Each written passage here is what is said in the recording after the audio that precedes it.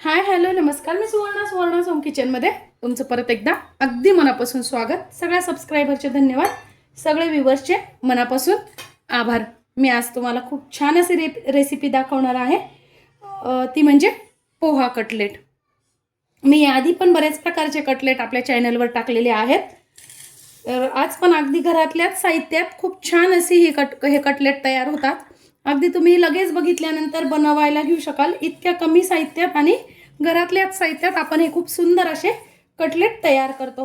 आता नवरात्राचे उपवास संपलेले आहेत आणि मुलगा म्हटला, आई आता कंटाळा आला तेच तेच, आता छानपैकी मस्त असं चमचमीत काहीतरी बनव. म्हटलं चला घरातल्याच साहित्यात छान लगेच त्याला मी बनवून दिलं. तर बघा त्यासाठी मी इथे घेतलेले आहेत 1 वाटी पोहे.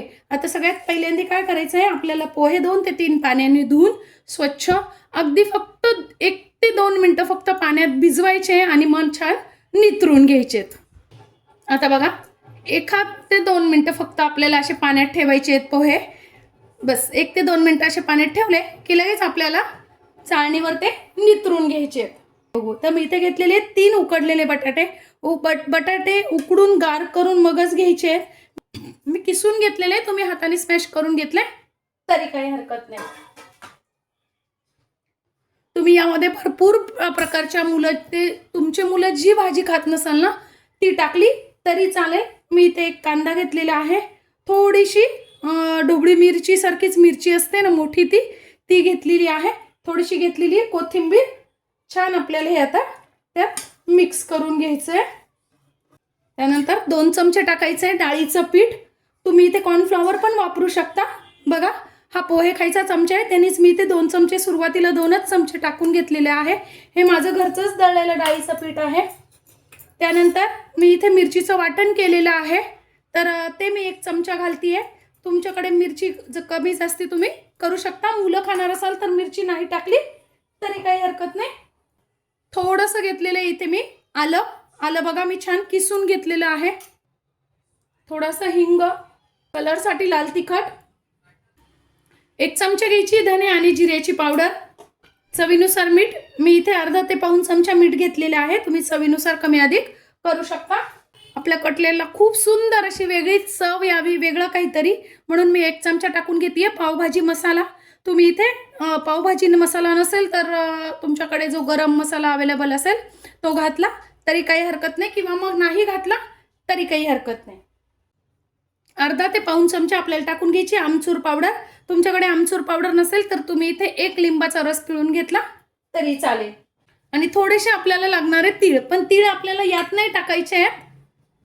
इथे तुम्ही कसुरी मेथी पण टाकू शकता. आता बघा हे छान आपल्याला असं मिक्स करून घ्यायचंय.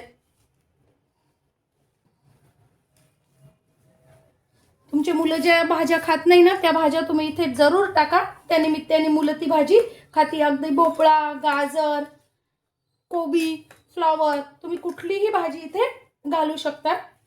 असं हाताने छान मिक्स करून घ्यायचंय. आता बघा पोहे पण आपले भिजवून छान नंतर कोरडे झालेले आहेत, असे चाळणीवर छान नितरून घ्यायचे आहेत आणि यात टाकून घ्यायचे आहेत.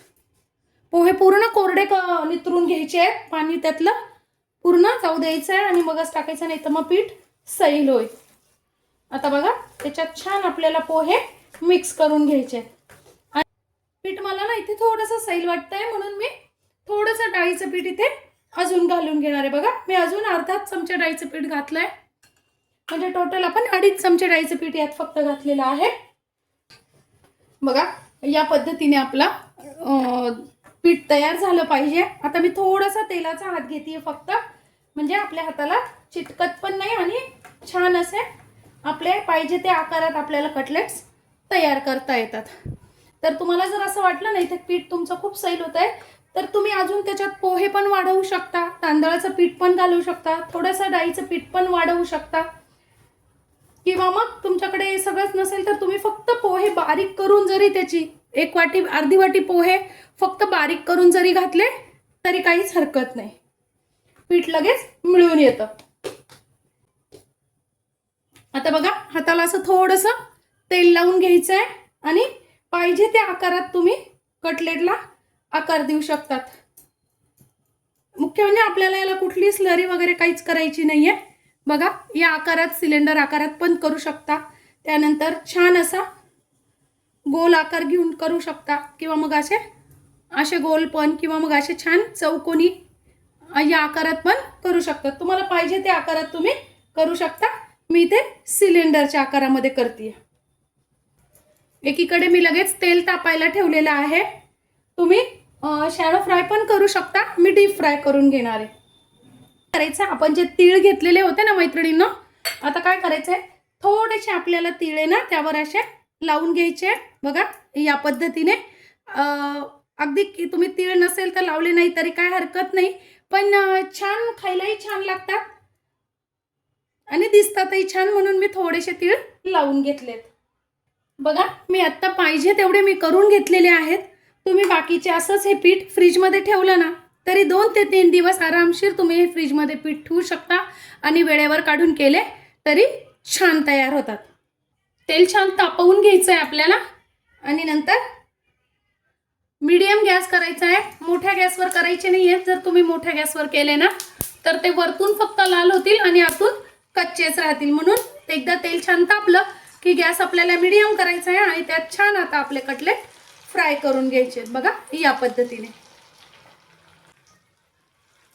जेवढे तुमच्या कढईत बसतील तेवढे तुम्ही टाकू शकता, आणि थोडीशी बुडबुडे शांत झाल्यानंतरच आपल्याला कटलेट हलवायचे. आता बुडबुडे शांत झालेत, आता आपण ते हलवून घ्यायचे कटलेट, आणि मस्त असा एकदम डार्क ब्राऊन छान कलर येईपर्यंत तळून घ्यायचे. बघा मस्त असा ब्राऊन कलर झालेला आहे, आणि कटलेट पण मस्त तयार झालेले आहेत, अतिशय कुरकुरीत असे. आता आपल्याला पूर्ण इतरून मैत्रिणींना तुम्हाला असं वाटत असेल की आपण असे डीप फ्राय केल्यामुळे ते तेलकट होतात, तर अजिबात तेलकट होत नाही. बाहेरचं खाण्यापेक्षा आपण घरी जे करून खातो ना ते छानच असतं. त्यामुळे तुम्ही नक्की करू शकता. असे घ्यायचे. बघितला आवाज, मस्त असे तयार झालेले आहेत. बघा मैत्रिणींनो किती मस्त असे आपले कटलेट तयार झालेले आहेत, ते पण अगदी घरातल्याच साहित्यात. मी तुम्हाला आवाज पण दाखवते. बघा किती खुसखुशीत कुरकुरीत मस्त असे कटलेट तयार झालेले आहेत, आणि आपण जे तीळ लावले आहेत ना ते पण बघा किती सुंदर दिसत आहेत. आता बघा तुम्हाला एक फोडून पण दाखवते, गरम आहे. किती आतमध्ये हलके, इतके छान असे आपले कटलेट तयार झालेले आहेत.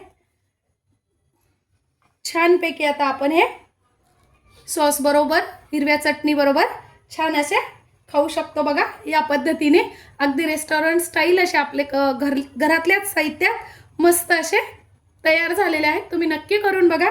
माझी आजची व्हिडिओ तुम्हाला कशी वाटली कमेंट्समध्ये नक्की सांगा. चॅनलवर नवीन असाल तर चॅनलला सबस्क्राईब, लाईक आणि शेअर करा. धन्यवाद. या मस्त कटलेट खायला.